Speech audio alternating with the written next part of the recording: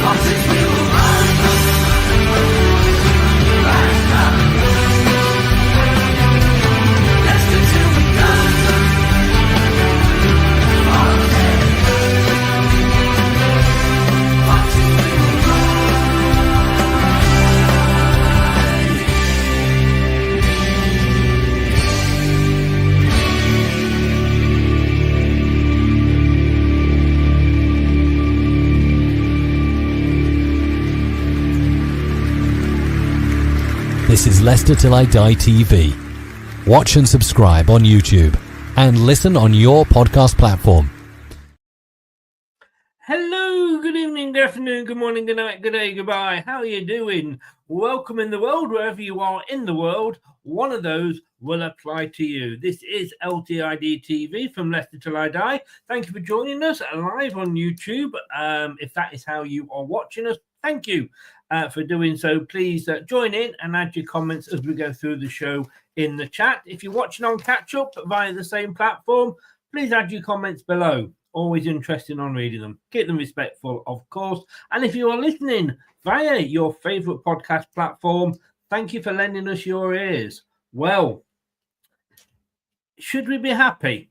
Something to celebrate? Not the fact that we got the win, but the fact that we got a bit of a performance. I'm actually was quite happy with that. I thought we had improved. I'm joined by two miserable buggers, Scrooge 1 and Scrooge 2, who think that who weren't happy with it. But, you know, some people just can't be made happy, can they? This is the preview show. We are looking back at the whole Premier League weekend, but, of course, concentrating on Chelsea 1, Leicester City 0. This is LTID TV.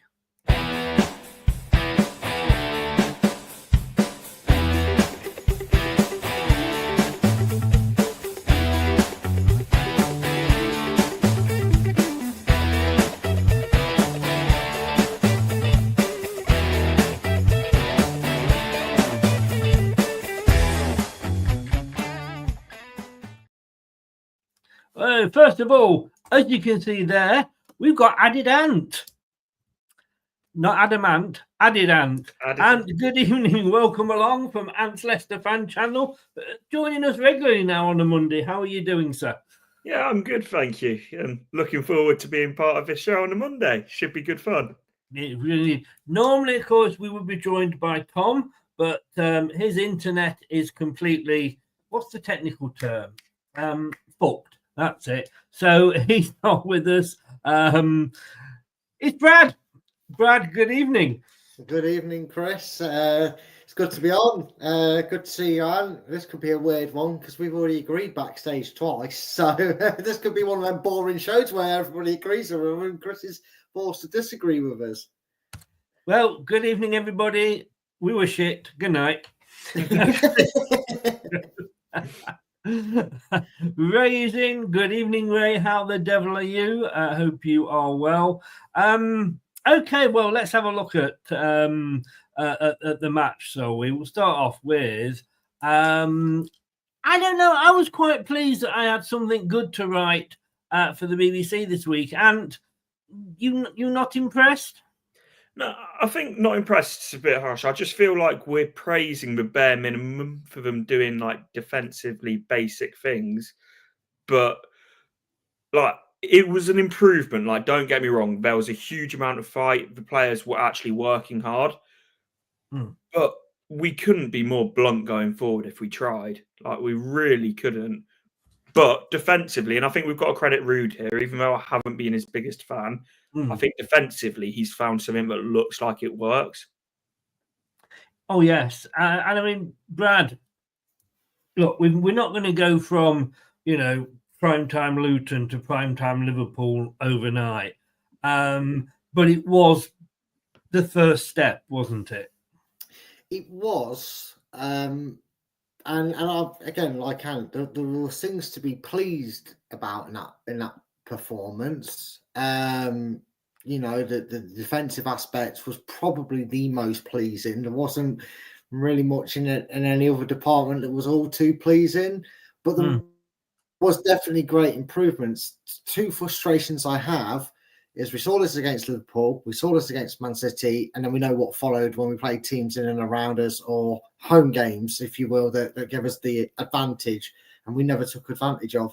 My second frustration is, why wasn't this immediately ringing the alarm bells 6, 7, 8 games ago?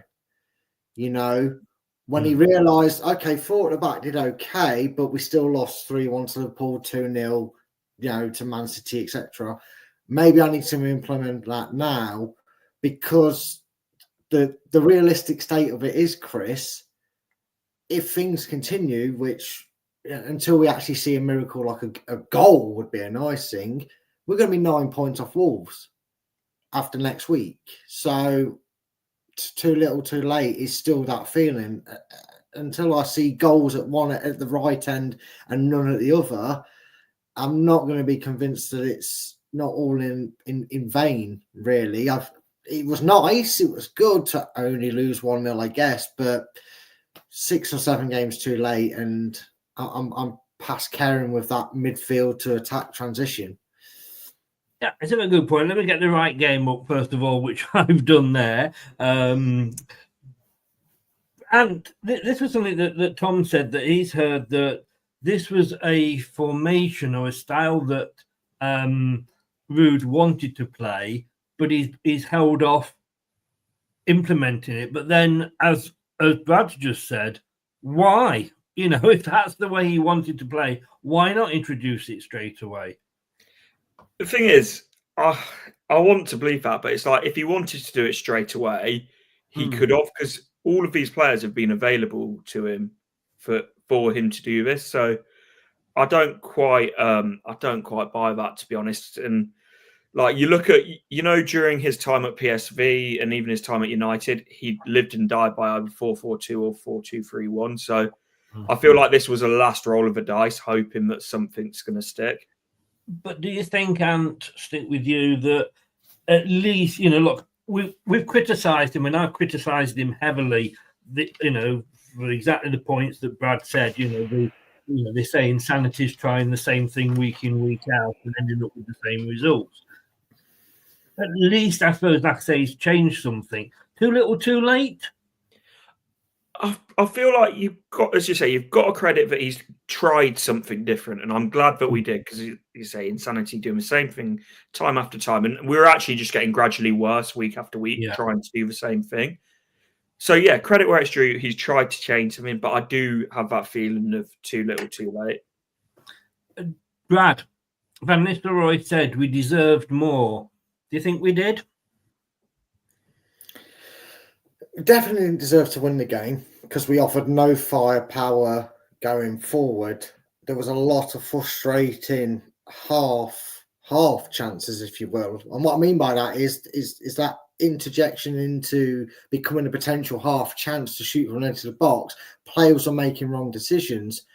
And I also feel like we've been fooled a little bit. Whilst and later on in the show, we're going to really credit the defensive duties of the players and the back five, back six if you include Cole Palmer's worst nightmare in Madsen.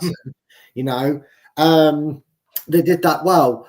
But the one thing, with all the changes, look, 5 at the back, 2 in midfield, 3, 2 up front, did anything change on the pitch tactically? Because it just looked like, when you think back to it, it's more like he kind of moved a few players into the positions and then kind of went, oh, that'll do. I mean, also, Christensen or Thomas, as it was, as a centre-back, what is this guy's issue with not playing people in the right position? To be fair, Justin as a left back, as playing on the right, not playing Vestergaard and 10 minutes. Cody. I was timing to see how long before Brad got to because that'll give me my next question, Brad. Let's stick with you for this one. No Koulibaly, the right back we signed. Okay, look, it's great to see Ricardo back, and we'll come on to that. But why is he not starting with the right back as a right back or a right winger? Because Koulibaly can do that. Yeah, and a common theme that has been happening on that left-hand side is Christensen busts his balls to get on the left-hand side, and it's not until the last 15-10 minutes when it's 1-0, we're 1-0 down, and then Ruud seems to tell the players to throw everything at it. Does he ever get the ball on that left-hand side? The players get so driven on going through the middle and trying to pass their way through that Christensen's wasted on that left-hand side, and now he's either not trusted or the players are sticking to a rigid plan for it. You want Justin on that side, because Justin's a little bit sheepish. He's not like a Ricardo going to gallivant and get in the box and always charge to cut inside like what we see with Ricardo when he's fit and plays. He's a bit more reserved as what in that attacking sense. Stick him on the left, stick Koulibaly on the right, and then you can do what you did, yesterday, and give Ricardo 15 minutes against Man U next week, or 30 minutes, and take him Koulibaly off. I said this a few weeks ago as well. I think Christensen, bless him, is absolutely cooked. He's the only wing back that hasn't had a break in like 13 games. He's even in that formation. You could have said Thomas left back and played Vestergaard as the third centre back, or Akoli as the third centre back. He's just never catching a break. No, I know what you mean. And I wanted to call you Tom then. Sorry, Ant. Would you agree? I mean, I obviously half expected to see Vestergaard's dog in the back four. To be fair, Luke Thomas, I thought, as a third centre back, did very well yesterday. Yeah. And I just don't want I thought it's the best performance we've seen from Cody for a while, and Wout Faes didn't actually look like completely clueless. So as a back three, it seemed to work. Christensen, I feel like he tries. He really does try, but there is just a real lack of quality with him. Well, I'm just going to say, because neither of you guys were here for last week's show, we looked at the number of tackles that were made against West Ham. Wout Faes, 0. Soumare and Ndidi as defensive midfielders, both 0. Christensen, 9. So at least he's kind of doing something. But not you two. I set you some homework, and I was just going to say before we go on, just so you think that I'm not the only person that does the bad jokes around here. Doug, what do you call a boat full of buddies? A friendship. I should be more disgraced for the fact that I laughed at that. I know that was. I was surprised and not a little upset and disappointed, Anthony. But I set you some homework before we came live, and I just want to dive into this because I only just discovered this. But I asked you to name the 3 people with the highest pass rate in that game. So the 3, they don't care whether they're on pass achieved or not achieved, but the 3 players with the highest passes in that game. And you go first. Mads Hermans. This is purely for Leicester, isn't it? It is purely for Leicester, yeah. So Mads Hermansen, Connor Cody, and it's either going to be Victor Christensen or James Justin, I reckon. So I'm going to go James Justin. And Brad? I'm going to go Wout Faes, Connor Cody, and I'm going to throw a curveball out there because you said it was passes, whether successful or not, and he made a lot of unsuccessful ones from what I remember. Wilfred Ndidi. Oh, right. Well, you win, Brad. And you get Mads Hermansen. We'll give you that one. And I think that's the thing that gets me. Your goalkeeper he's third. Your goalkeeper is the third highest passer of the ball in a game. What the fuck is going on? Second, Ndidi. So well done, Brad. You get Ndidi. And top was Connor Cody. Now, it's good that we've got one defender in there. Voutface was fourth. Oh. Thomas was fifth. Sumari even made it in at sixth. We'll look at some more stats later. Christensen was actually 13th. This week he only made eight passes. But we'll come on to that. It felt like he did a lot more, because I said to you before we went live, it felt like he gave the ball away loads, but... Well, I mean, how accurate these stats are, they're from whoscored.com, and they're pretty much on the ball. So, but Ant, let's go back and let's have a look at the team. When that team was announced, so we had Hermansson. I mean, the BBC still insisted on calling it for 4-2-3-1. They couldn't get out of the habit. They'd obviously got that template set up and were making the team fit that. But we had Hermansson in goal. We had Justin and Christensen as wing backs, so the 5 was defending, 3 attacking. Faze, Cody and Thomas. Then you had Ndidi and Sumari in the middle, and Canoes behind. Apparently 2 up front.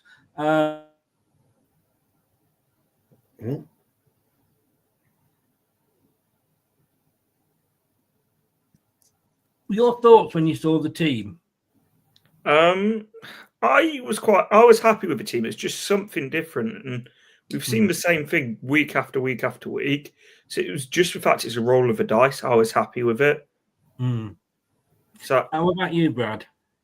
Yeah, I was pleasantly surprised with the team. Yeah, because it allowed for that transition to kind of commit more bodies forward, and then we have that safety net with the 3 centre backs. You know, even if 2 of them push on, you're imagining a Wolf or a Samara is going to hold his line and allow them to push on and do it.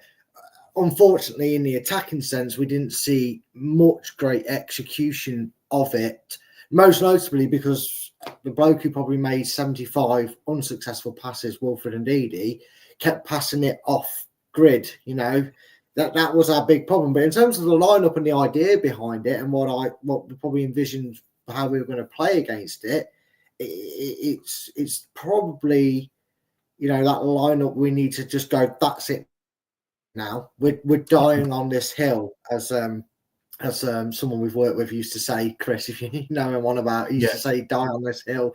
Yeah. But that's a formation I think can get us points. Is that me that's frozen, or you have frozen facially wise, but not voice wise? Unfortunately, the wrong part of you's froze. I think that was me that froze then. Am I back? You have. You're back. Yeah, you're back. Moved. You're back. But yeah, from outer space. No, I was, and it was great to see Ricardo back, wasn't it, Ant? Yeah, and something I noticed as well was when he came back and Harry Winks was in that midfield, they both linked up really nicely. Like, I worry about Ricardo of how much we're going to be able to see of him, but it is just good to have him back on the pitch. And I know Brad hit his head as soon as I said Harry Winks, he went like this. I don't know why he's like that, because his love child, Sumari, was absolutely shit again. No, I agree with you. But Harry Winks is hot garbage.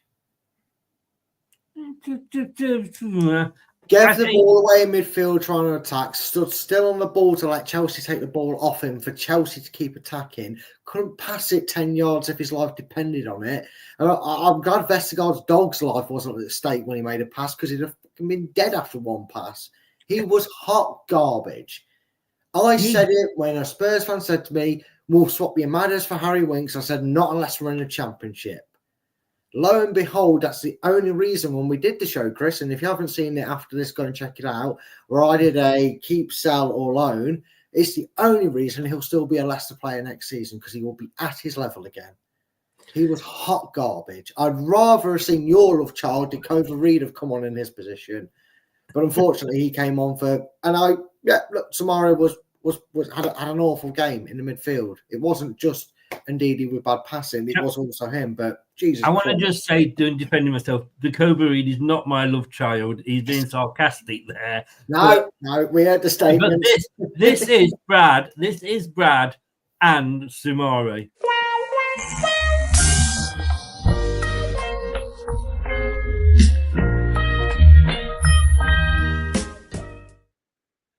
Which one's Brad? Well, I'm the one that left the sticky web, all right, and he's not getting any until he starts performing better.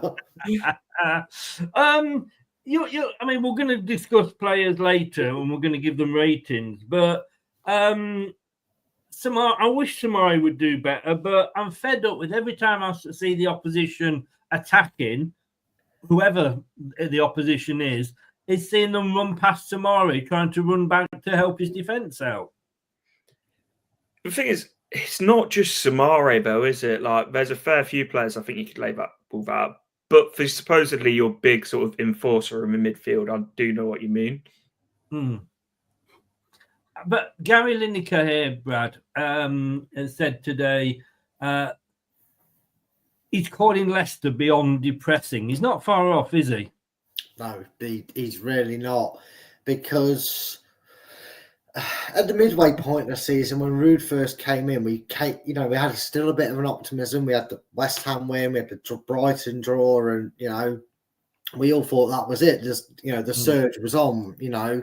We knew this was around the corner, so we thought, brilliant, here we go. Rude's going to get them fired up. We're not going to lose the next 4 or 5 games. Happy days will be okay. And now you watch Leicester play football, and it's almost like watching the same episode of the same show every day and going, I know exactly what's going to happen. He's going to do this and he's going to do that. And it's like that with Leicester right now. Like I said, until we see a goal or something completely different, it just feels like we're sitting down or going to the game and we're going there going, what means do you reckon they're going to score? No, not us, them. When do you reckon we're going to lose this game? They're going to get it out of the way and crush our dreams early, or they're going to wait until like the 88th minute like Arsenal and then score the winner, because we ain't winning the game. So, Yeah. But let's have a look at the game then. And it was interesting because I had Chids from Chelsea Fancast on, and then I went on his show on Friday night.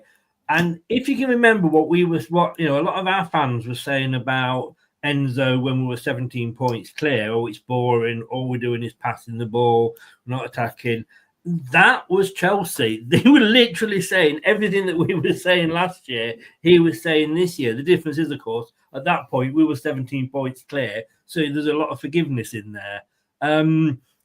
It was interesting. But there is Chelsea's side. They were claiming, how many penalties did they claim?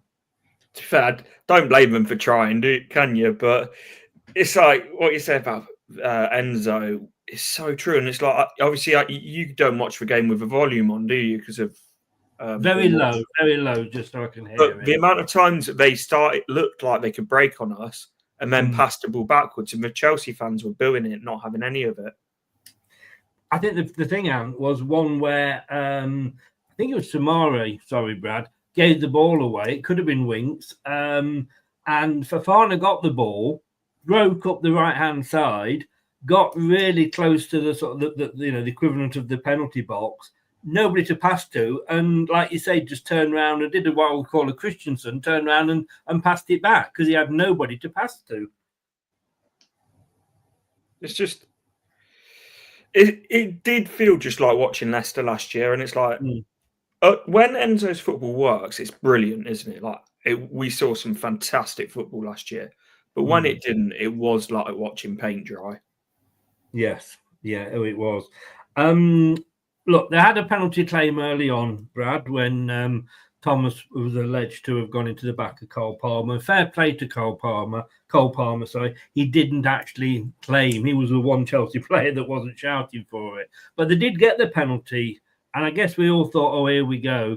Cole Palmer has had the longest run of consecutive penalty scores in the Premier League this season. That's gone now. Bad penalty or good? I don't think any players should miss a penalty, but you're in the goalkeepers union. Was it a good save? Yeah, it was a good save because even though it wasn't right in the corner and hit with a lot of venom, it was still low down. So Madsen had to commit a little bit early. He had to kind of read his body movements a bit to try and suggest that he's going to go to that side, because he took a step just before he connected with it, which helped.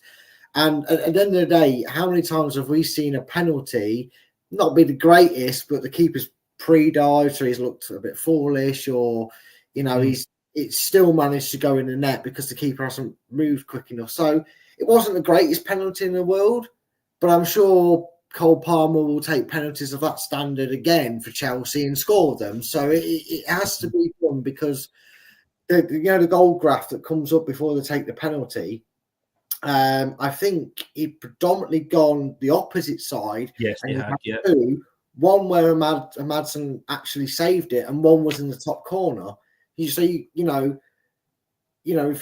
a goalkeeper, anything around shoulder to waist height, you fancy your chances of getting something on it because they're using power, not precision. Whereas down low, you've really got to protect your body. So it wasn't the greatest penalty, but it was still a good save. A bit of both, if you will, Chris. And I celebrated that save like we scored a goal. Oh, I can't remember what celebrating scoring a goal feels like, but it genuinely probably is for most we've celebrated in weeks, isn't it? Which is kind of tragic in itself, but yes, you've got to enjoy those kind of moments.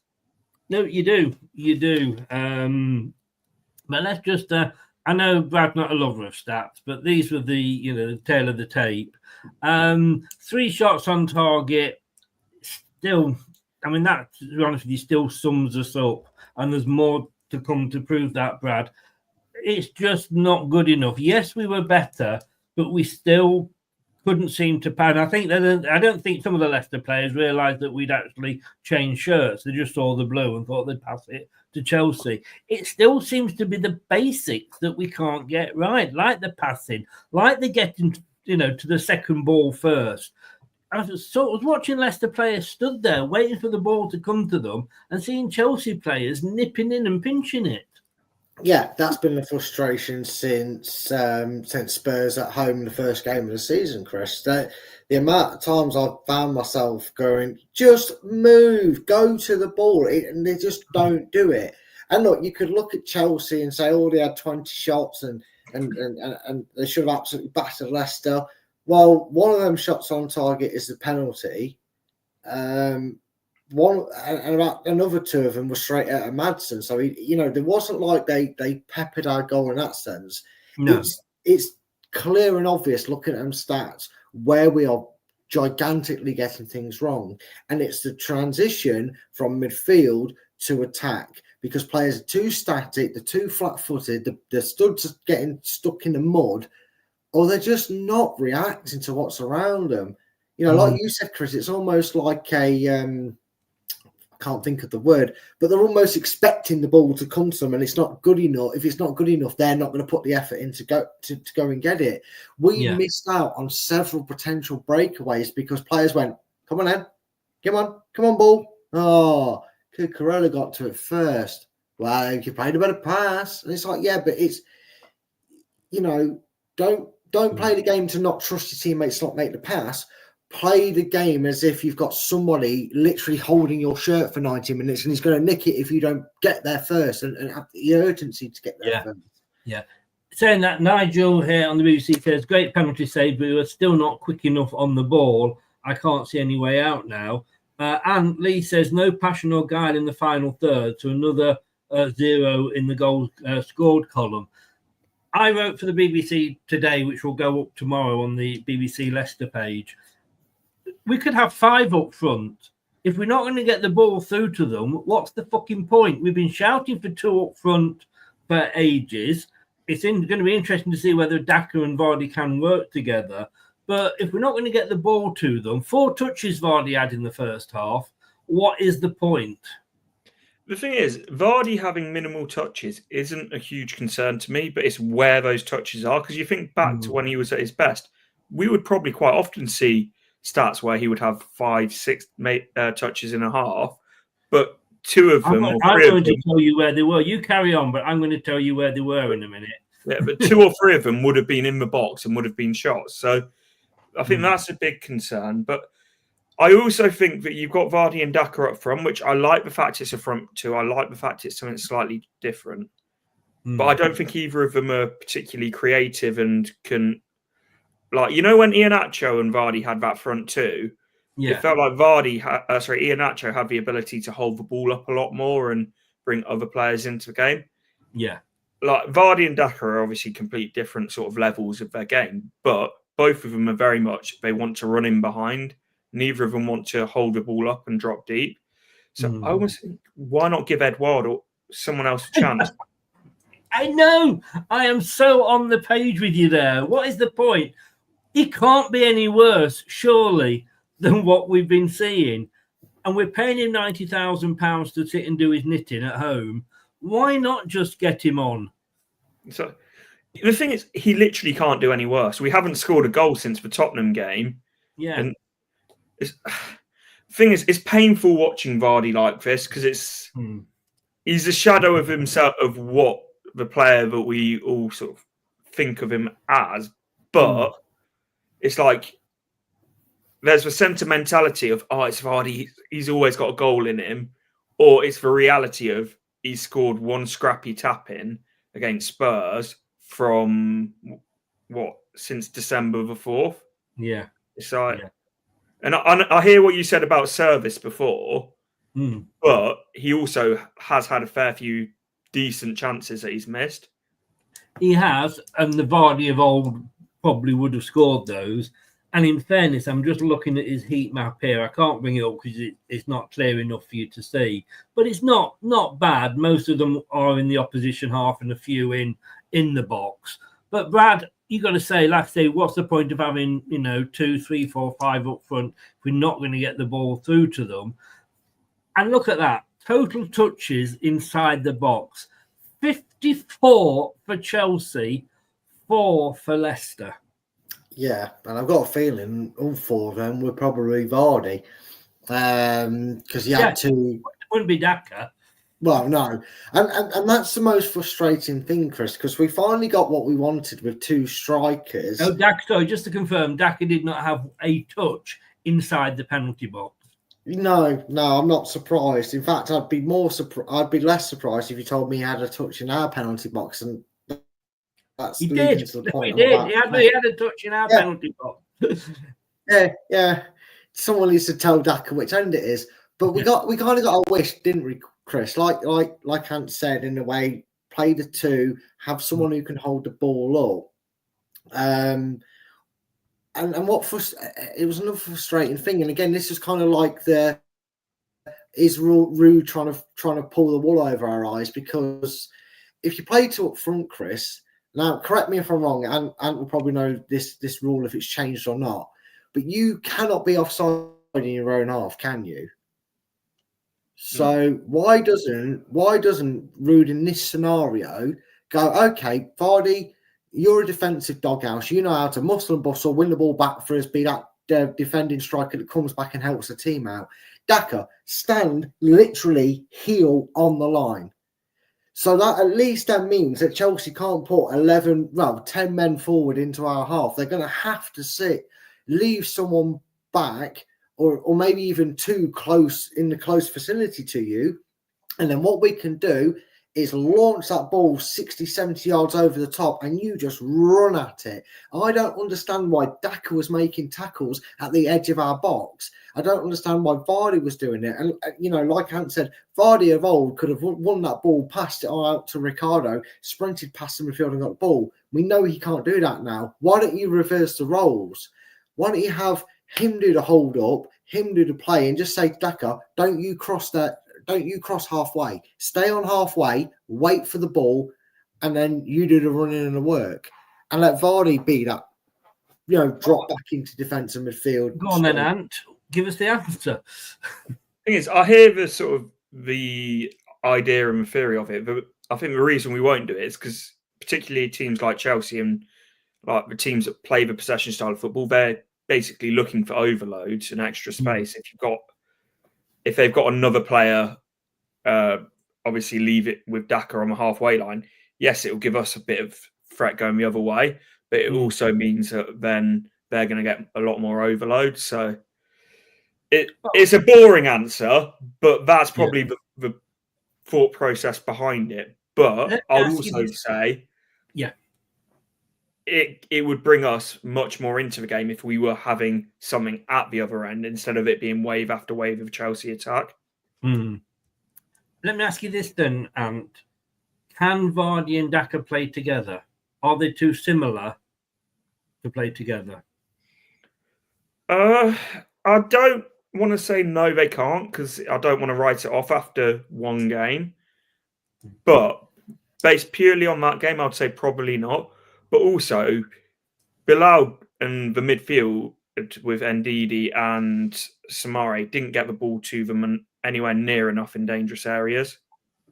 No, that's fine. I would agree. I mean, Brad, as I've said, can they play together? Are they too similar? Would it be a case of maybe Vardy and Edouard might work together? Should we not be giving, as Ant said, should we not be giving Edouard at least a chance to prove that he's shit? Because we joke about how bad he is, but we don't know because we haven't seen him. No, that's true. I will retort that it's worrying if he can't get ahead of Daka if he's the first name on a T-sheet for a two-striker system. Maybe there's that priority of trying to keep Daka happier than Edouard, because Edouard's going to get chucked out at Crystal Palace, whereas Daka's our player, at least for another year. Maybe that has something to do with it. But I kind of do think they can work in tandem together. And again, if he chooses Edouard, like Ant said, it's not like we've been scoring goals, so we've got nothing to lose. We're trying a different striker up front.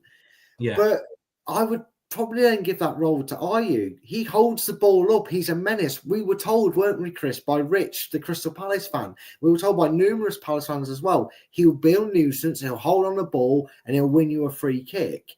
Now, if you have Ayew and Daka or Ayew and Vardy, because I've seen Ayew make a few runs. He's deceptively quick for someone in his 30s. You know what I mean? He's not like he's needing the Zimmer frame to get going. He can get going. If you have them two holding that halfway line position, and here's something, and it's going to be towards one of my love children in Wolf or Samare, why don't we have Buonanotte and Canus and a Samare, or a Buonanotte, Canus, and Ndidi? I'm not going any further than that in the midfield because the other two are championship standard. But my point is, Chris, if you only have one CDM, because Samare was really good and Wolf was really good when they didn't have to babysit another CDM.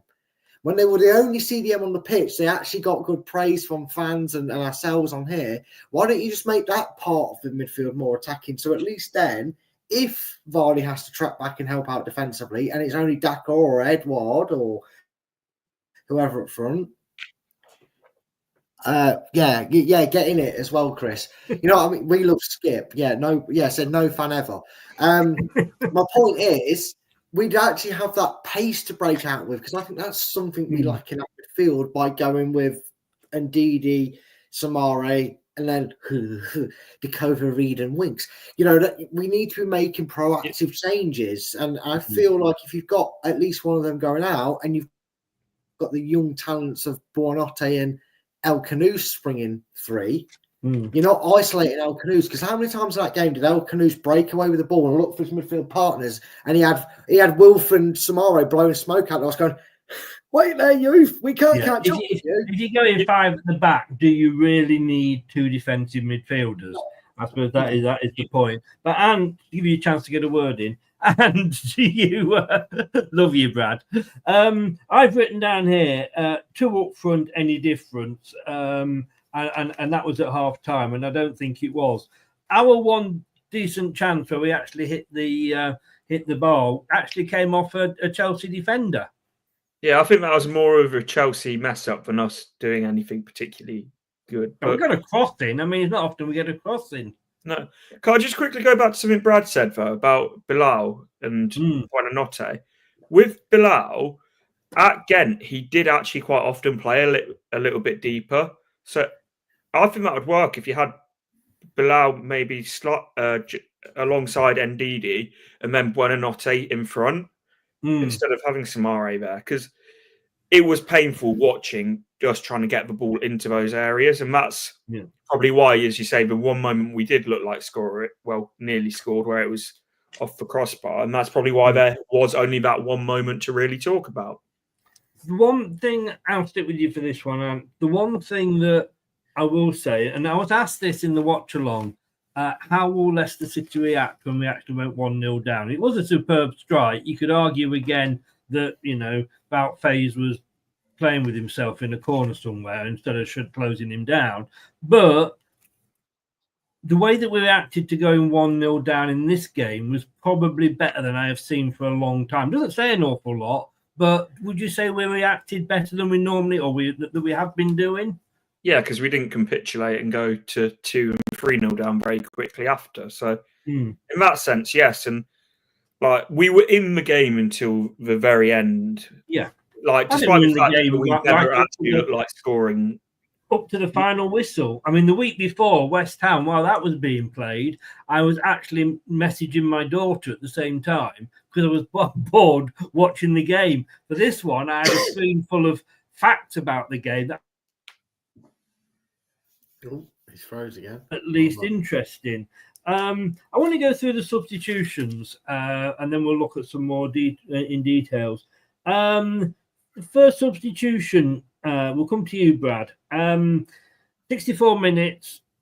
Your love child came off and unfortunately didn't come on, but Winks did. Your thoughts on that one? Utterly pointless. He's not Premier League quality. And unlike Skip, I do want Harry Winks to kind of, prove Tottenham wrong, and it'd be a great little thing on there. But he's just not alert to the pace of the Premier League. It's why Tottenham was so happy to loan him out the season before he came to us. I think it was, what was it, San Pandora or someone like that. He was on loan out, and then we've got him. I would have preferred at that point to have seen Rude go, I don't need a CDM. We're 1-0 down. There's 25 minutes to go. Stick Ndidi in that CDM role. Let's get another attacking-minded player on. Whether that was, Ayew or whether that was, Buonanotte, just not Harry Winks, because he somehow,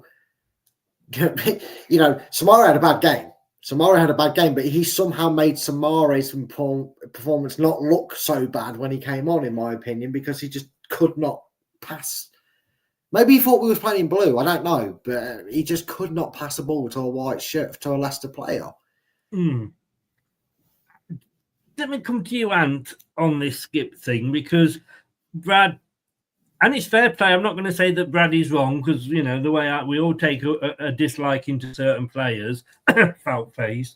But what do you think on the Skip Winks points? Thing is, I disagree. I think Winks, he is a Premier League level player. I just think he has had a poor season. But with Skip, it's just 25 million. You just can't get away from that. He wasn't even on the bench. 2021, I think it was. Oh, that's so much better. It is, isn't it? Yeah. 4 million saved. Great. He wasn't even on the bench yesterday, was he? But again, are we saying how much sort of game time has he had? Yeah, that's a fair point to make. And one thing that I do think next year with Skip, because I think regardless, stay up, go down, he will be here. Yeah, I think next year, if we are in the Championship, which looks more than likely, I think him and Winks will be a fantastic midfield pairing in the Championship, which you would hope for, considering that's nearly £30 million worth of players for a Championship midfield. Yes, I just think, a bit like we used to say about Iheanacho, like, how good is he? We couldn't tell because he was only getting 10 minutes here and the odd game there. And we then had the next change. I was surprised at this because I thought he was one of the best players in our side. El Canous came off and Buenete came on. A bit of a like for like, but Buenete just seemed to be more of a headless chicken than El Canous. Yeah, I think it was purely about fresh legs, to be honest, at that point. But I would have liked to have seen them both on and really roll the dice and get at Chelsea. But I do think, when you said about Samare coming off and sort of going more attacking, then I think that was slightly too early on in the game to do it because there was still a long time left. Yeah. I would have liked to have seen it right at the end, maybe not right at the end, the last 10, 15 minutes, really roll the dice and have a go because we had nothing to lose. No. He did throw the dice on 83 minutes, Brad. James Justin off, Ricardo on. And funnily enough, they hadn't been on the pitch long, Ricardo, and he had a shot. Daka off for Steffi Mavadidi. Now, Christensen off from my favourite, not Bobby Dakova-Reid. Surely at that point, would you not have been bringing AU on? Because he is the player that, does break the game up, does, get a free kick, and maybe from that free kick, get the ball in the box. You never know. Yeah. I think there were strange substitutions. And to quickly nip back to what Ant said about maybe the attacking sub being a bit too early, you are about fresh legs for the reasoning. You maybe Ruud could have done what you were suggesting and told Canous, okay, take a respite, kind of hold the ball up for us while the bodies were forward and let Buonanotte take over your role until you've caught a breath. And then in that last, 80-odd minutes go, the 3 substitutions was the most disappointing thing ever. So we took Daka off and gave up on the 2 up front. Now, why didn't Ayew come on? Why didn't he make changes that made a bit more sense? Because it kind of goes back to that thing. The formation changed, but nothing else really did. It was still like for like subs. It was still same style of play. It was just a little bit, the waterlog to stop the goals coming in was a little bit tighter this game than it has been in previous weeks. It's still baffled me, and that's when my shoulders sort of dropped when I watched the changes happen, because it's like, well, shame nothing's changed in that department. Well, let's have a look then at some of the stats, and we'll start at the back. So we're going to be having a look at what you would expect your defence to do. So that's your, the 2 wing backs and the 3 central defenders. And we're going to be looking at tackles, interceptions, clearances, block shots, and fouls. Now, let's bring this one up. Now, I'm going to start with my favourite player again. My other favourite player, not Val Faze. He's a centre back, is he not? And yet he hasn't got 1 tackle in during that game.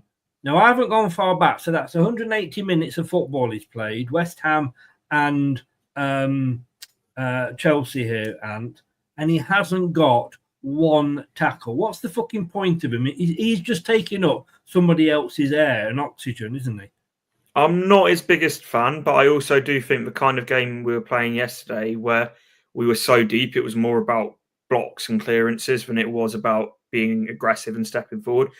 Last year when we were pushing high up the pitch, his numbers for tackles were a lot higher because we were being aggressive for him to do that. It's like, I know I'm not a huge fan of him. Yes, you would like to see him tackle a little bit more, but I do think that the blocks and clearances are more important than the tackles yesterday. And in fairness to him, oh God, this sticks in my throat. In fairness to him, he did manage to get, as you can see there, 8 clearances and 2 blocks in. Maybe this formation suits him better, do you think, Ant? It can't be any worse than the last one, can it? That's true. Connor Cody, Brad. 2 tackles, no interceptions, 6 clearances, 2 block shots. Can I just say the only central defender to give away any fouls? Oh, look, Wout Faze. But Connor Cody, I noticed Luke Thomas made a mistake early on, and he had a word with him. And love him or hate him, Connor Cody, he does take responsibility, and he does make his voice heard, doesn't he? Yeah, he does. I mean, if we could have dragged that out of the Talk Shite studio about 6 months ago, we might have had a centre back that was putting in the right amount of effort for us, like he showed yesterday. I mean, them numbers as well, though, Chris. What they do suggest is you're at a 61 in terms of which side Chelsea tried, or at least showed they had more success of breaking us down in. You've got Justin. Now, don't be fooled, Justin was on the right, not the left. I know we assumed he should be on the left because he's a left back, but he's playing on the right. And Wout Faes was also on that side. And that's one tackle was made or was needed to be made on that side, whereas predominantly they took Christensen out of the game clearly in attacks when Chelsea did attack, because Luke Thomas and Connor Cody both more on that side of the field, made 6 tackles collectively.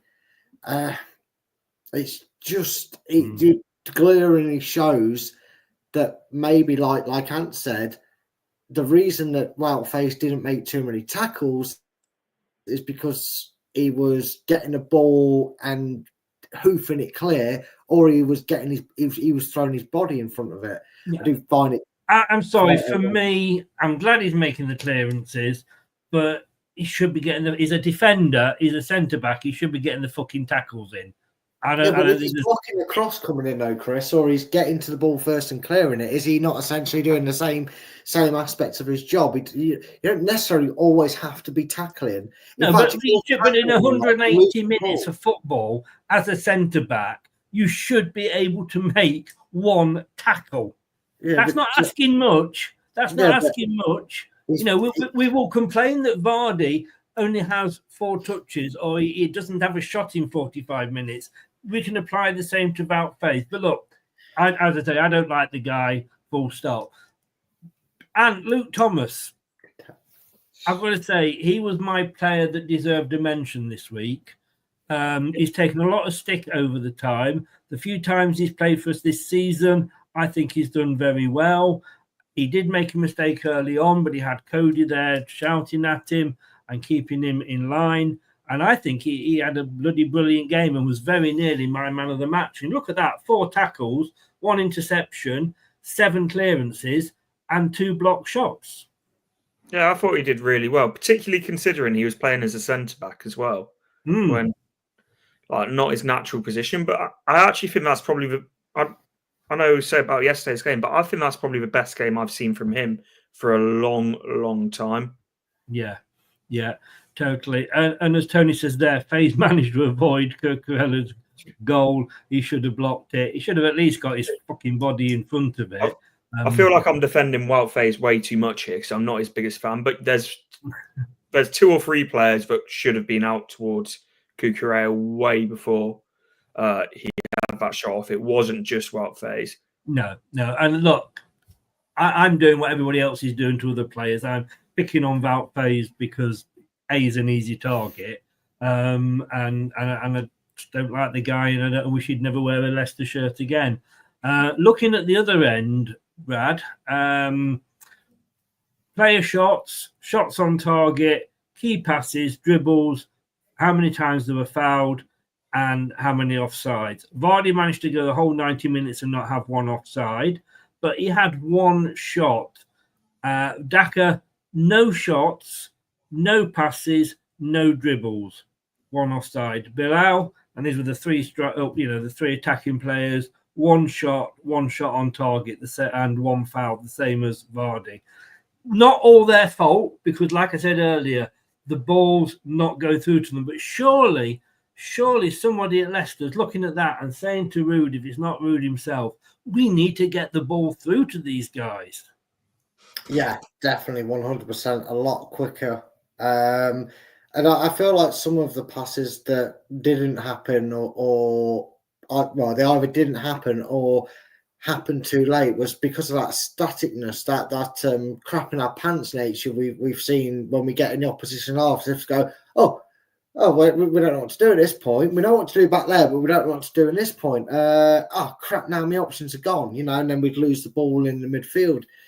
I mean, take the obvious striker stats of shots and shots on target out of it. The most worrying thing about there is you can see there's zero, literally zero. There's no disguising it with the stats you put up there, Chris. There is zero connection and zero drive between the midfield and the attack. They're not passing it around nicely to each other because they've got no key passes. They're not getting good passes to run onto the ball and dribble with the ball and run at the back line because none of them have any dribbles.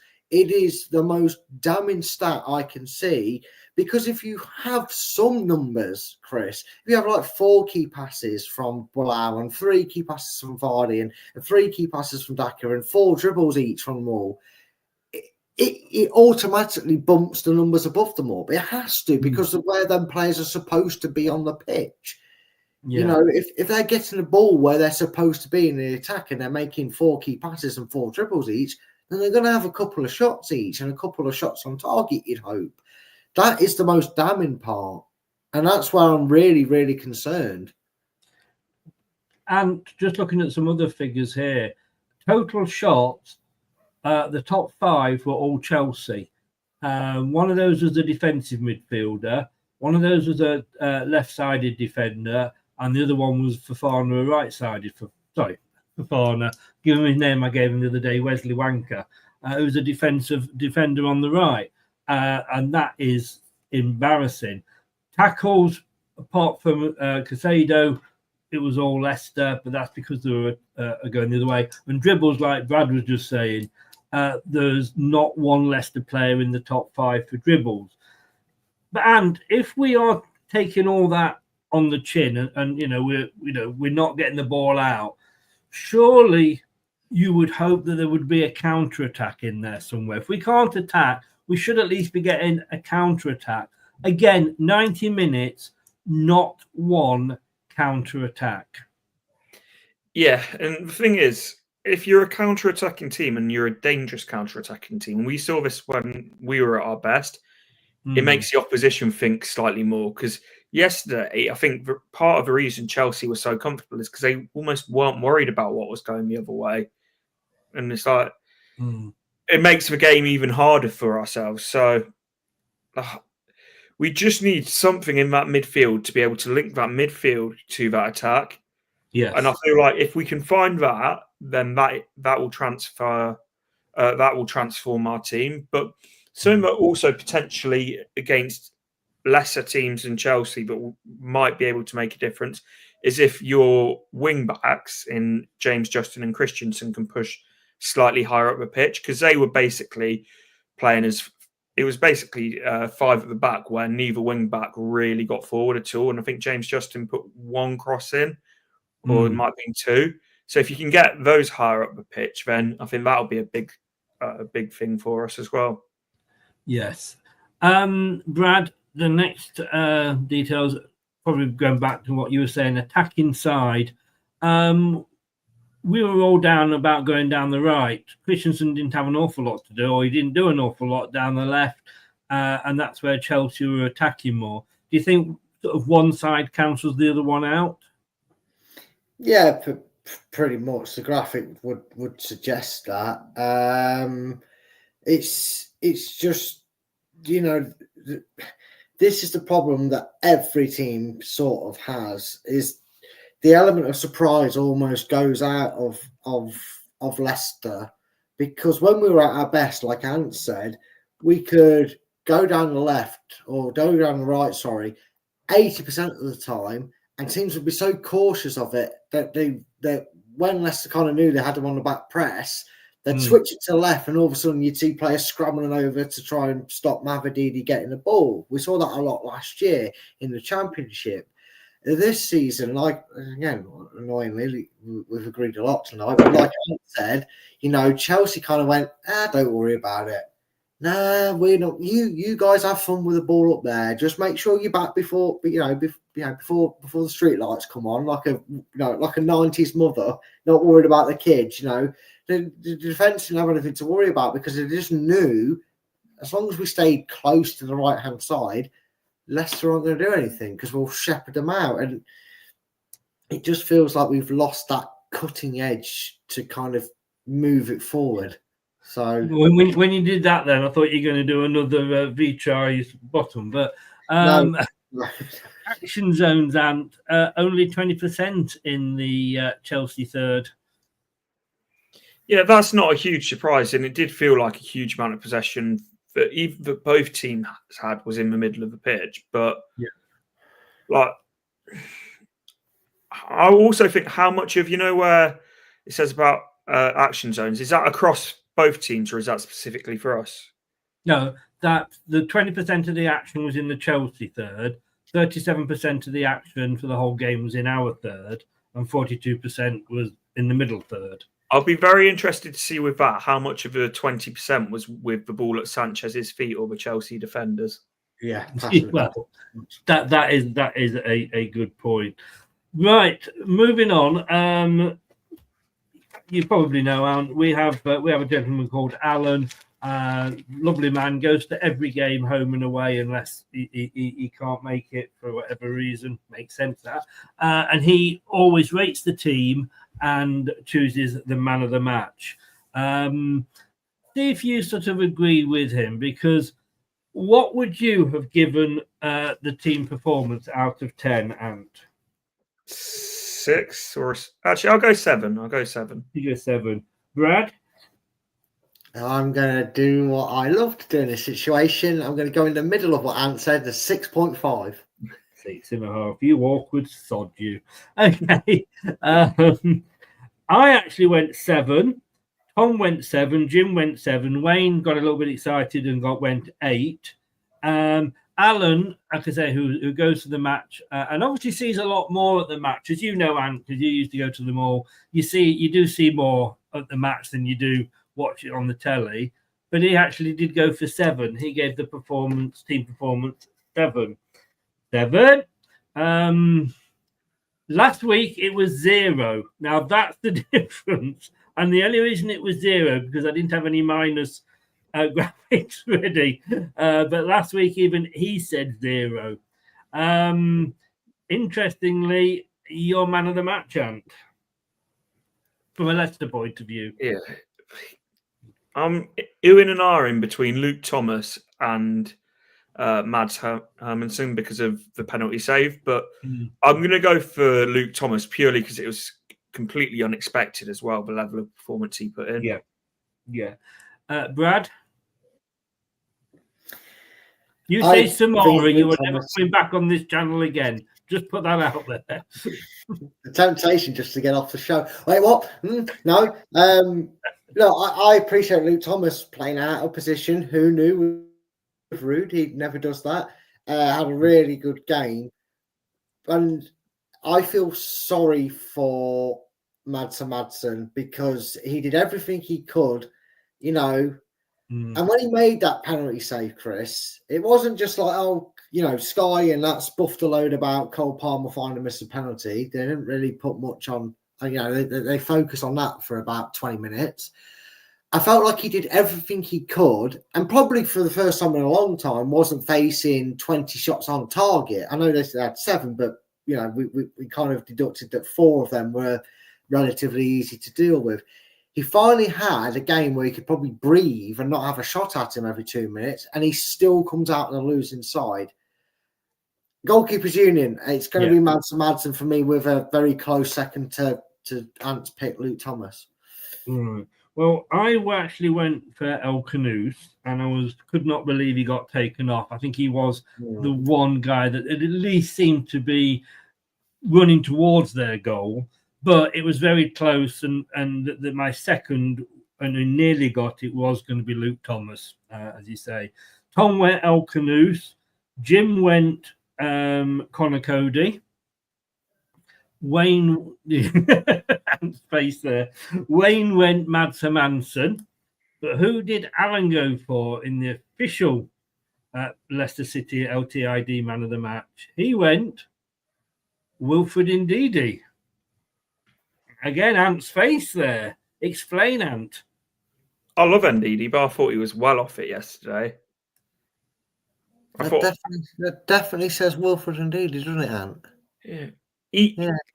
He just couldn't pass the ball. Yeah. Which is There a was a huge couple amount of of what we his. spent this show talking about, our midfield not being able to get the ball to our attack. But I do wonder, is that why he picked Samari to make Ndidi look better? I don't know, but ultimately, he's a Premier League footballer. He shouldn't need someone to hold his hand to be able to connect passes. No, that's fair enough.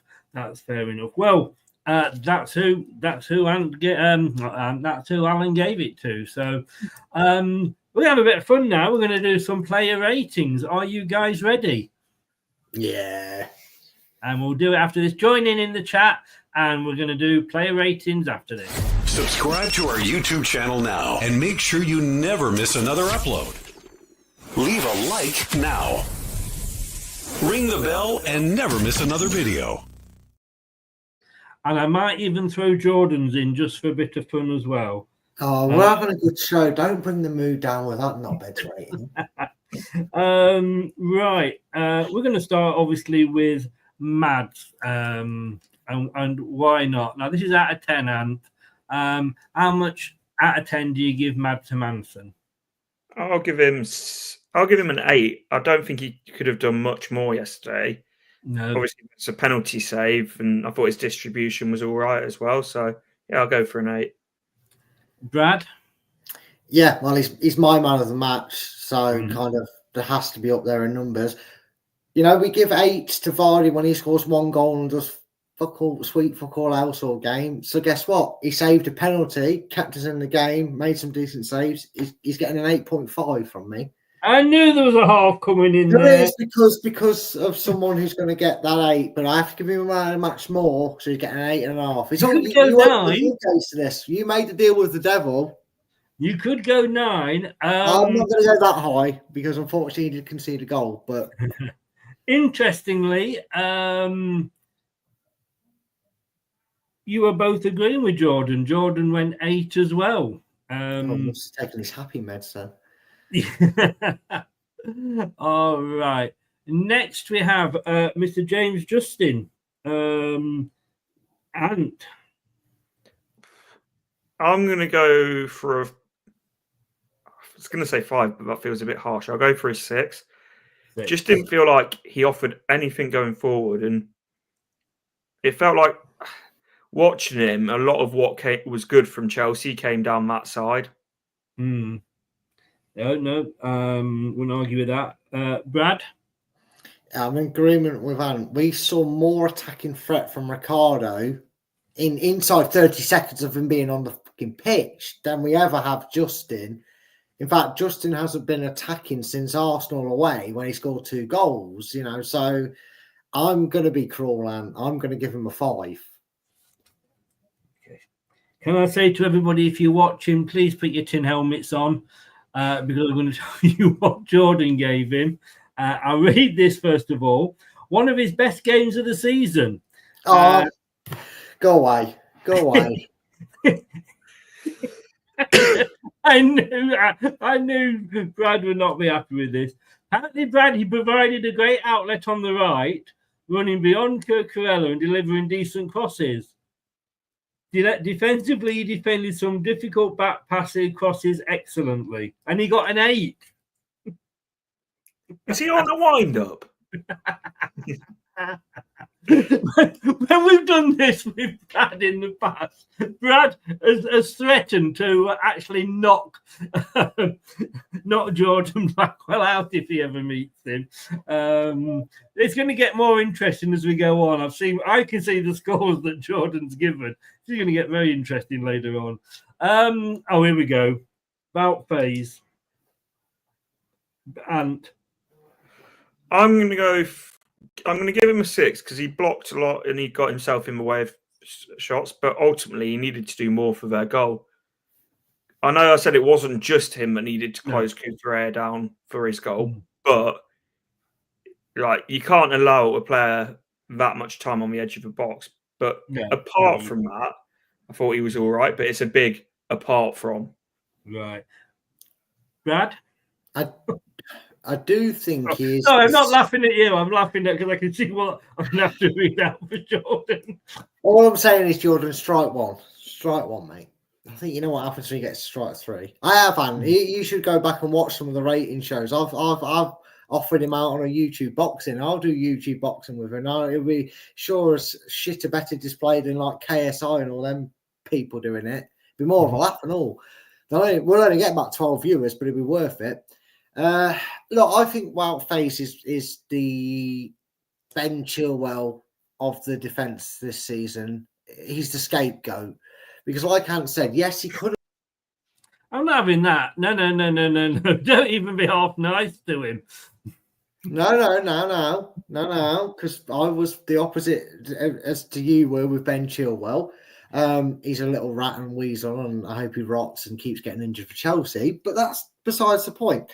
My point is, like Ant said with the goal, yes, Cucurella being the defender should be the first to react, but he also had 2 or 3 players in front of him that should have stopped that getting into that scenario in the first place. However, whilst certain aspects improved, and he didn't make us cack our pants that many times against Chelsea, it's not the greatest of improvement. It's a 6. It's a 6. I'm not voting, but I'm going to give a vote to Wout Faes, and he gets a 4 from me. That's nice for you, Chris, with him. It is. I'm being a little bit generous, yes. Okay. What Jordan said. All right. Straight face.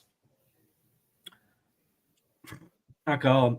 A strong showing from the Belgian. He picked up good positions to clear dangerous crosses and produced a fine block to keep out Cucurella early in the second half and gets a 7. Hold on a minute, Chris. Read that last part again, not the 7 part. Read out that last part about the second half. Produced a fine block to keep out Cucurella early in the second half. Cucurella scored in the first 5 minutes of the second half. Did he? Yeah, Cucurella 50 minutes. No, when did he make this block? Within the first 3 seconds when he fell over town? Sorry, I've got 59 minutes, but I get what you're saying. Yeah, yeah, it was still early in the second half, wasn't it?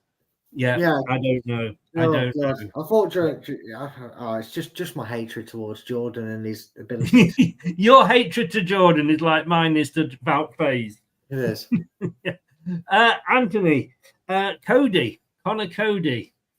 I thought it was one of the best games we've seen from him for a while. I'm going to go for a 7. I thought he was one of the few players who actually looked to get the ball forward as well and played some decent diagonals. So, yeah. 7. Rad? It was about time he got off his TalkSport arse and actually stopped talking about it. And he was only on TalkSport because he wasn't being picked by Cooper. Well, no, that's not an excuse. Edward's not on TalkSport because he's not getting picked by Rude. Do your job. You're getting paid to go to our training ground and work your knackers off on a training ground, not to swan off to talk shit Spurs radio.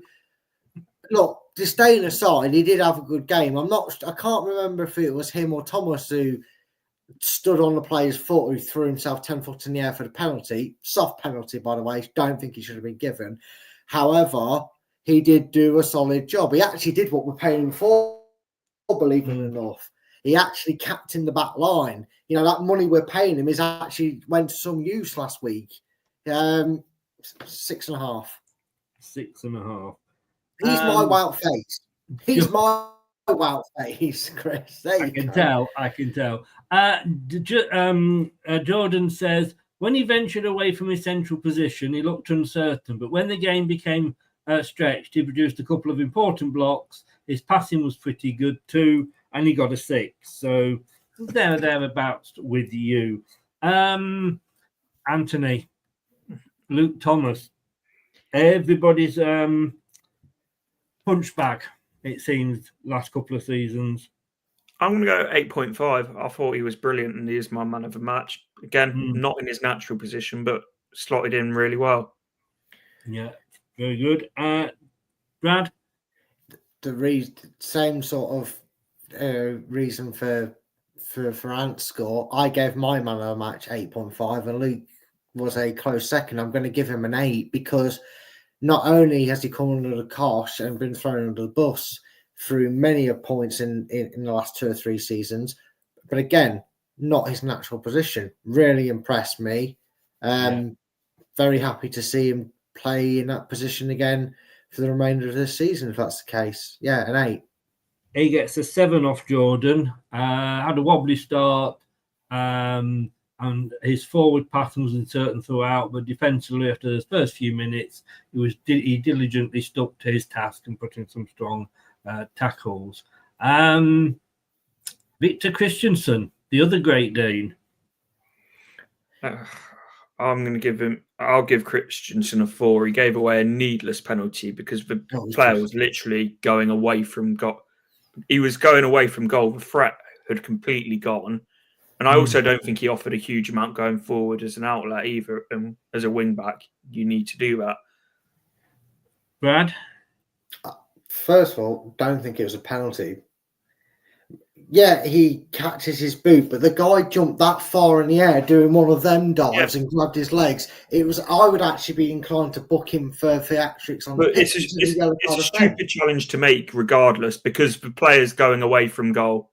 Yeah, granted, the execution was wrong. What he tried to do is obviously tried to put his leg around him and flick the ball away, and he's trod on his toes. But the absolute embarrassing reaction from the player to throw himself 12 foot in the air and act like a sniper had shot him through the dome, I would have been inclined. And someone said, if you weren't a Leicester fan, I said, yes, if I was a referee on that pitch, didn't care, didn't support any of the team, I would be going, get up, yellow card. That is embarrassing.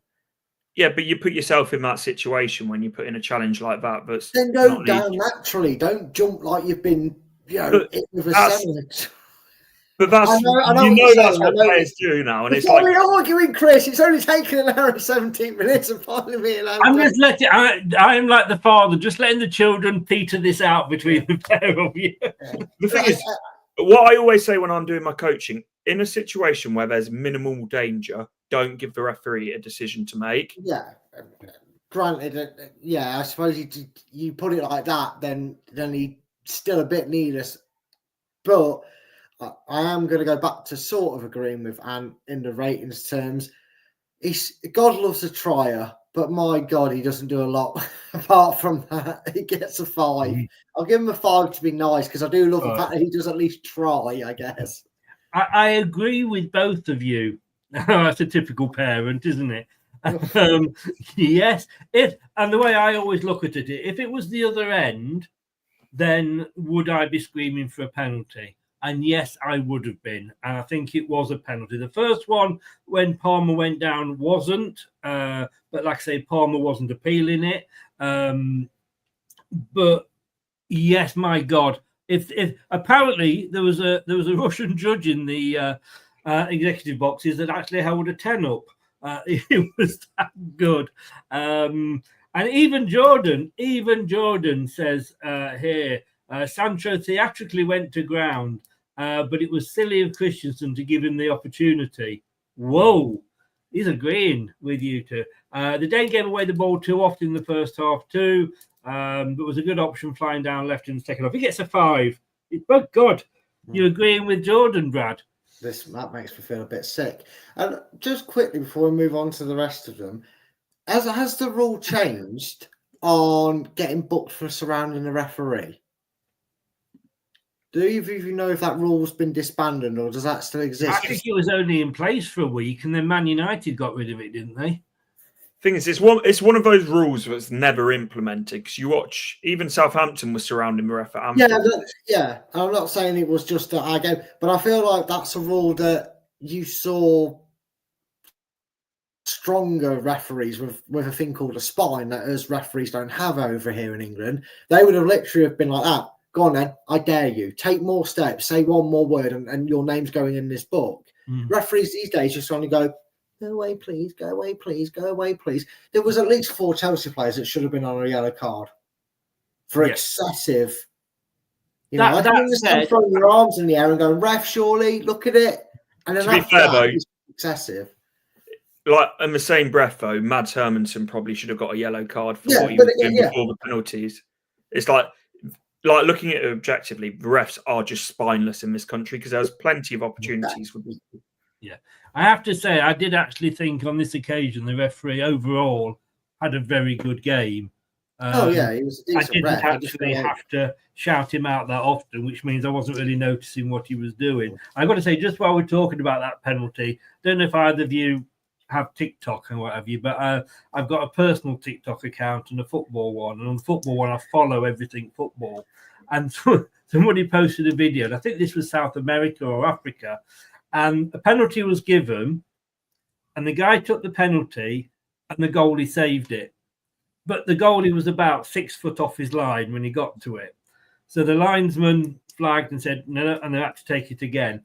So the thing went up, took the penalty again. Exactly the same thing happened. The goalkeeper saved it, but was way off his line. So down to a third penalty. Third penalty was taken. The goalkeeper stayed on his line, didn't come off his line, but the penalty taker hit it over. Oh, that's just destined to not go in, isn't it? That was classic. Classic. But anyway, quickly moving on. Wilfred Ndidi, Ant. I'm going to give Ndidi a 6. I thought defensively he did all right, but he just didn't link the play at all, which, again, we know his best attributes are his defensive attributes, but it just felt too many times, even when the pass did come off, it was played about 2 or 3 seconds later than it should have been. So it's one of those that people will probably be able to correct me saying that he's got X, Y, and Z successful passes, but it's also the timing of the passes, which is, I think, a big issue. Yeah. Brad? We have seen this season from both, technically 3 of the CDMs that played this game. They have been weighed down by having to wait for the other one to come and grab the hand and walk alongside them. It's damaging Wolves' game. I agree with Ant. The passing was off, either timing or just in general, with direction or maybe even pace on the ball. But he is a CDM, and maybe he just needs to be left the fuck alone in that position and not have someone alongside him, or relying on someone alongside him to his job. I'm going to give him a 5, Chris. I think it was one of his worst games in a Leicester shirt. Kate will be happy. We don't want to know what Jordan says, do we? Should we move on quickly? Chris, do it, because if I'm going to punch somebody today, I'm going to go to I'm just going to... Okay, this is Jordan Blackwell, the Leicestershire Live LCFC reporter, who apparently was watching the same game as us. He has said about Wilfred Ndidi's performance, an all-round excellent game. He won tackles, yielded his defence, drove forward with the ball, pinged passes around the pitch and linked well. He did become less effective as the game went on, though, and he got an 8 off Jordan. I think you're both throwing up in the bucket, aren't you? It's like we watched 2 different games. If there are any young kids or adolescents watching in the... watching YouTube or even on catch up, and you're feeling the urge to give into peer pressure to take some drugs, for medicinal purposes, obviously, or you want to try the Mary Jane, as the cool kids would say. Don't, because that's what your brain does when you take drugs. You write dribbleish shit like that. Because I love the fact that Brad said that as if he was trying to be cool and failing totally miserably. Got it. But honestly, how has he come up with an 8? I don't know. I love the fact that although he is at the match, obviously, and we're watching it on telly, we're usually there or thereabouts, but sometimes I just wonder, like you say. Honestly, I feel like every other fan watched the game like this, and he forgot how to sit and watch the game like this. Well, let's move on to your love child, Ant Babakary Samari. Give him a 5. I thought there's a couple of moments where you think, could he do it? Could he? I think there was a moment where he nearly slipped Vardy in. but just generally didn't think he offered enough on the ball. And there was a couple of times where he busted a gut to get back, and there was a couple of times that he just jogged back looking a bit half-assed. Yes. Yeah, I remember the jogging back half-assed bit. He did that a lot against West Ham as well. I just wonder, like, you know, if you're supposed to be this box-to-box midfielder, how close together are the boxes? There's certainly not boxes on the football pitch. 5 for you, Brad. I'm sure you're going to give him at least 7.5, being your love child. No,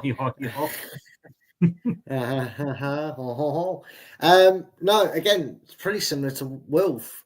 You know, when Wilf wasn't available, he was mustard. He was up and down the pitch. He didn't have a CDM next to him getting in his way or having to hold his hand. And only in the last few weeks, since they've both been on the pitch playing the exact same role, have they both sort of just and probably one of his worst games this season in a Leicester shirt. Unlike Jordan, who doesn't watch the game and just makes them up, I'm going to tell you how bad he really was. Before. In fairness, Jordan gave him a 5, so he's pretty much there with you. El Canoes. I'm going to give him a 6, and like similar to Christensen, like regardless, he always gives 100%, which I think. Like again, I hate praising that, but the simple fact is we don't have 11 players that always do that. Yeah. But when we looked at those attacking numbers earlier on in the stream, and he's our creative outlet, ultimately, I don't think you can say he's had a good game.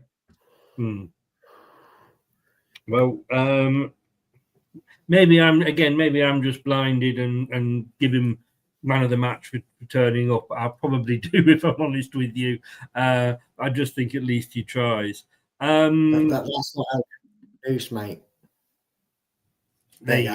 Yeah. Thank you. I'll do it for you, Chris. And just wanted to see if you'd notice. I'll look after you, Chris. Don't you worry.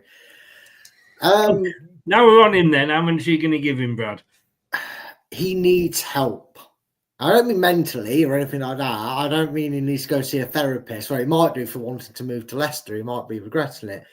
But honestly, he needs help. He needs a Buonanotte next to him. He needs a striker to not be playing, say, CDM half for 3/4 of the game. He needs him up front with him. He needs that bulk of players in and around him when he gets the ball, because so many times he gets the ball, in the rare opportunities he gets a bit of space afforded in front of him, and he runs, and then all of a sudden he has to put the brakes on and go, hold on a minute, where's the rest of my teammates? Well, the 20 yards that way, mate, because you're 21 and we've got a 36-year-old, 38-year-old playing centre-back. He needs support. He needs help in that midfield, because it's killing what he brings to this team. He gets a 5.5 for me, because he was just starved of what he needs. He got a 5 from Jordan. Fortunately, was not a sign of things to come. He got an early shot away, struggling to get on the ball.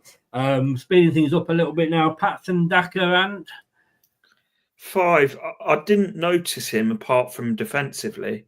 There was a couple of moments where he was almost as a right back, and like he worked incredibly hard, but I just didn't notice him as a threat going forward at all. So, sorry, 5 you said, didn't you? Yeah. Brad? Play him properly. Like Ant said, we're giving him marks for his defensive duties when he wasn't afforded the ability to do anything up front, because he was knackered running back all the time. Leave him on halfway. Leave him on halfway line and let him stay there until we get service to him and do his actual job that we pay him money for. It's a 5 because 5. He got a 6 off Jordan. He was never able to get forward and pose a threat in attack because he was working hard defensively. So pretty much agreeing with you guys. How worrying is it that we're saying that about a striker? We're praising him for defensive work, and he's a striker. Oh God! He'll be in goal next week. Jamie Vardy, and I'm going to give him a 5 as well. But I know in theory we played a front 2, but we didn't. Vardy was by himself pretty much for the whole game. It's like we just didn't see him. It's like he was so isolated and so much by himself. So it's like if you're going to play a front two, actually play a front two, because Daka was not really a striker. So I think both of them almost need each other, and that's obviously not what happened. Brad? Vardy's new song shouldn't be Vardy's on fire or anything like that. It should be Vardy just singing all by myself, because Ant's spot on again. If he had a strike partner that was allowed to play alongside him, it could have been a different story. Unfortunately, apart from that incident where he had a shot and the defender stopped it, hit it onto his own post, didn't know Vardy was on the pitch. And actually, I would have taken Vardy off over Daka at the substitute point. I'd put Ayew on to start off with, not Mavrididi for a striker. I'm going to be harsh here, but I'm going to give him a 3 because I didn't know he was on the pitch. I did not know he was on the pitch. Ooh, controversial. For a lot of that game, unfortunately, not his own fault, but I've forgotten he was on the slides as well. There you go. See, he was that unknown. He forgot to put him on. He got a 6. In the few moments he got on the ball, he was very isolated, says Jordan. He did well to hold on to it long enough for support to arrive. He tested Sanchez on the right angle too, but wasn't a threat otherwise. Very quickly, without any, because we've got other things we've got to move on to try and fit everything in. Without any explanation, just give me your marks. Wink's got a 5 from Jordan. Ant? 6. 6. Brad? 2. Jesus Christ. I'm glad I said just give us the score. Bloody hell. Harry, he's nothing to do with the channel. We just find him hanging around outside and invite him in. Buenete got a 5, Ant. I'd agree with that. 5. Yeah. Brad? 5. 5. Ricardo got a 7. And I think that's generous. I think that's based on one shot, isn't it, really? Yeah. But yeah. I'll give him a 6.5 because at least he showed something. Brad? He had 1/3 of our shots on target, 7. He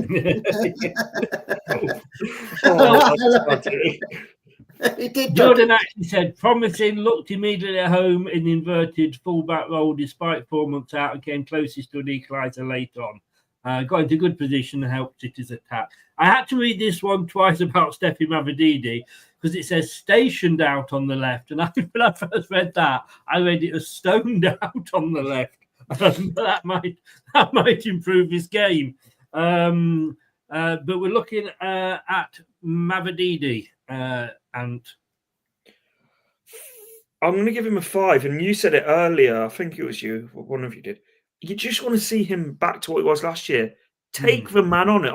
If I have to watch him cut the ball back one more time, I think I'm going to lose my absolute shit. Just drive at your fullback. Brad? Feel like he's just done this season. I feel like he hasn't got the effort to do it. I'm going to give him a 4. 4. Don't know if I said he got a 5 off Jordan. I think there's problems there with Mavrididi mentally. I think his head's gone a little bit. Bobby Dakova-Reid got into the box at the back post, but didn't do a lot when the ball came to him. He got a 5, and I think that's being generous of Jordan, Anthony. You muted, Ant. Oh, sorry. I genuinely can't remember him doing anything. Yeah. But I don't think he was on the pitch for very long at all, was he? He was on the pitch for not long. I can't. He came on he came on at the same time as Daka went off. So Mavrididi, Piera, and him all came on at the same time, 83rd, 84th minute. I just didn't notice him. 0. I'll give him a 5 because if I didn't notice him, it means he didn't do anything horrendously badly either. Yes, yeah. Brad?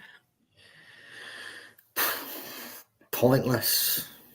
Should have put Ayew on. Just pointless substitute. Again, I haven't got it right.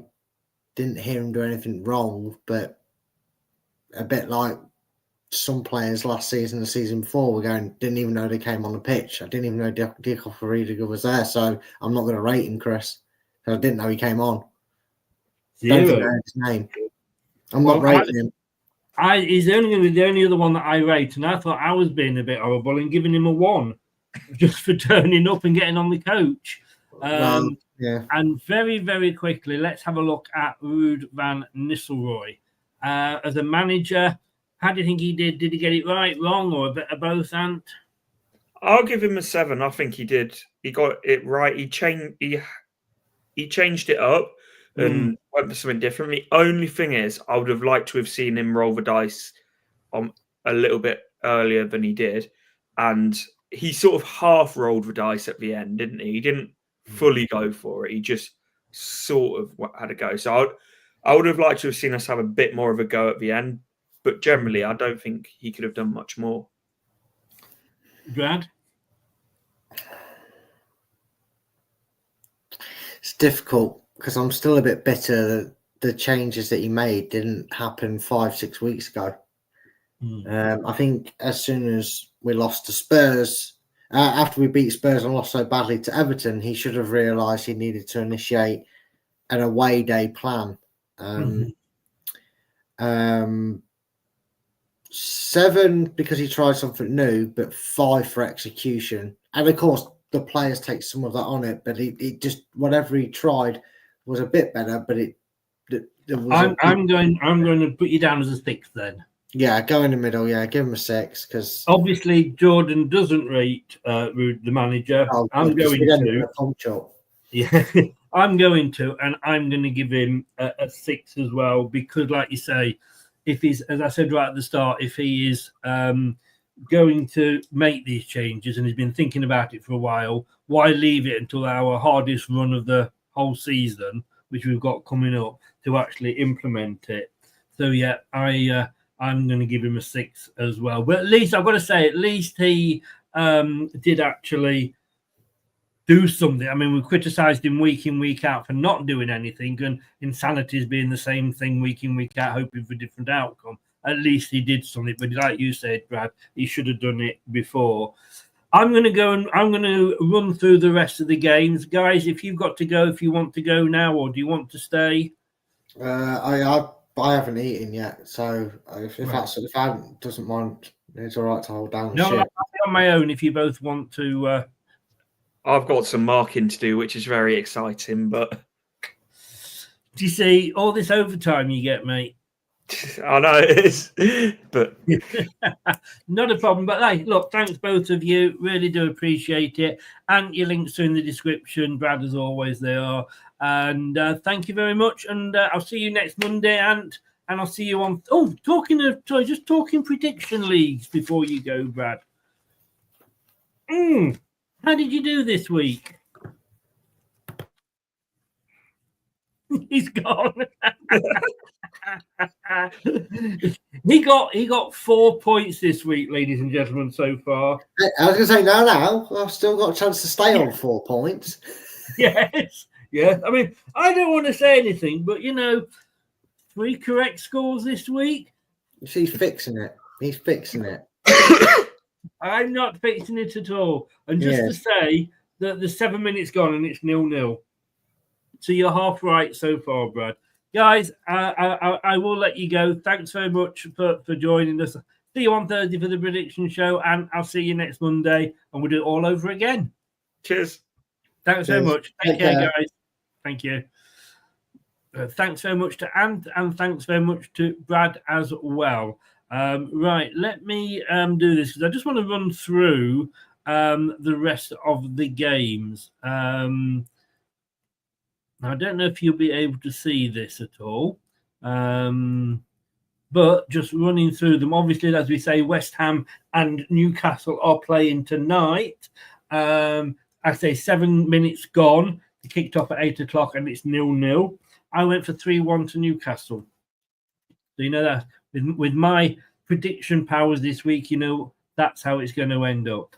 But just to quickly run through the other games of the weekend.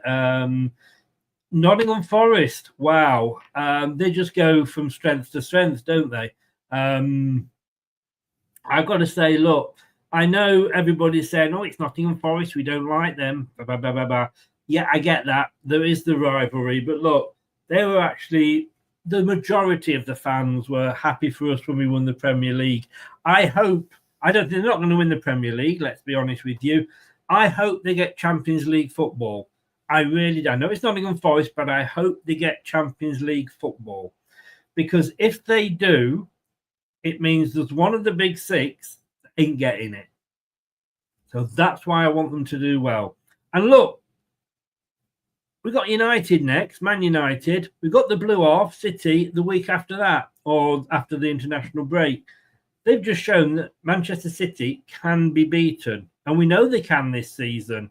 Maybe this 5-2-1-2 is the way to beat Manchester City. But look, well done, Nottingham Forest. I say I do get some brickbats for that, but I do like to see, you know, if you're saying to me, do I want Man United to finish third or do I want Nottingham Forest to finish third?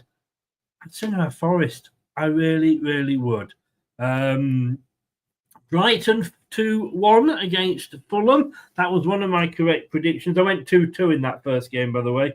I went 2-1 for the Brighton-Fulham game. Both those teams had great starts to the season. They're both dwindling off a little bit now. But Brighton coming back then, say 2-1. Palace, wow. I went Palace 1, Ipswich 0. What was the score? Palace 1, Ipswich 0. Thank you, Palace, because we're 6 points now behind Wolves. We'll look at the table in a second. They did leave it quite late. I was getting a little bit worried, but these are games possibly that Ipswich will look back on if they don't stay up. Ipswich possibly look back at this game and go, "Those are the games we should be getting a point from." We've got plenty of those games this season, and I think that's going to be one of them for Ipswich that they'll regret. But Palace, the one team that didn't change the manager out of the bottom six, that when Rude took over, because you had us three, Wolves, Palace, Everton, West Ham. Palace didn't change the manager. Maybe. Just maybe. Liverpool 3, Southampton 1. We got a little bit worried when Southampton are down. We know that, but wouldn't it be embarrassing if Southampton actually started winning a few games and actually overtook us and put us as bottom? And I'm not going to say it's not going to happen because it could very well happen. But well done to Liverpool. They did go one down. That's why they are top of the league.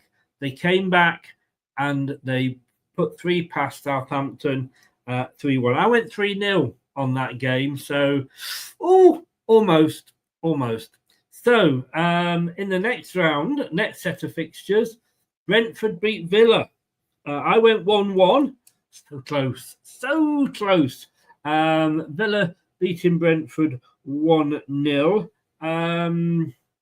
Villa blowing hot and cold this season. You know, like us, they're struggling with Champions League and the Premier League. We did as well. But they managed to win this one, but they're not going to get European football unless they win the Champions League. And look, who knows? Wolves 1, Everton 1. Everton, for God's sake, you just can't do anything that we want you to do, can you? 1-0 up, all going smoothly. And what did you do? You let Wolves without Cunha equalise. Why? 6 points behind Wolves. Chelsea, Leicester, obviously we do know that result. Tottenham, Bournemouth, that was a ding-dong game. Kicked off at the same time. Had we not been playing, that would have been a good game to watch. Bournemouth just march on and on and on. Tottenham not the toughest opposition this season, let's be honest with you. And it ended up 2-2. Tottenham in real trouble. They're not going to go down, obviously, because there's 3 worst teams. One of those is us.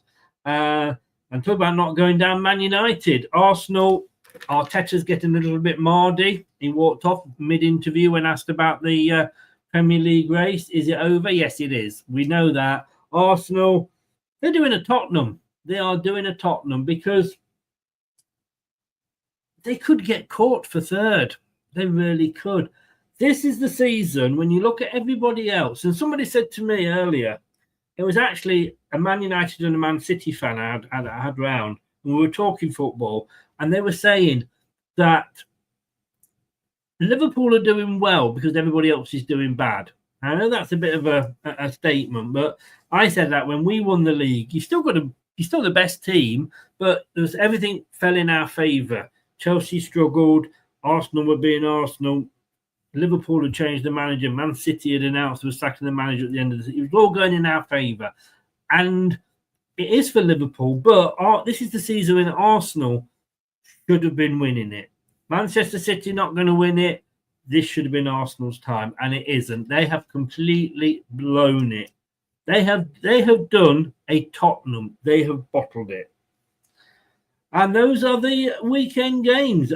Just checking, still 0-0, 17 minutes gone now. West Ham, Newcastle at the London Stadium. Right, there's the table. Doesn't make particularly brilliant reading. We are one off bottom, 17 points. So you got Southampton in 20th, Leicester in 19th. Ipswich still on the same as us. Our goal difference has got a bit closer. No, there hasn't. It was the same because we both lost 1-0. There's still 4 goals behind them on the goal difference, both with 17 points. Wolves just stretching that league a little bit now. They are on 20. I think I'm actually showing the old table there. So again, it's been a bad day. It has been a bad day. But look, you know where we are in the table. I just didn't want to update it, probably. It's been a long day. I had guests come round when I was in the middle of doing all this, and it completely threw me. There is where you can find us all over social media. And don't forget, if you let me just get through these, we're not doing it today.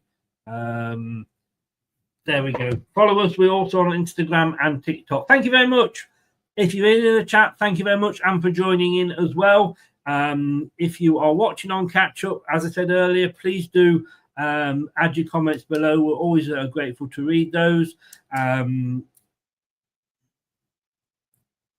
Instead of doing the Spurs, it's now doing a North London. And get back to your marking.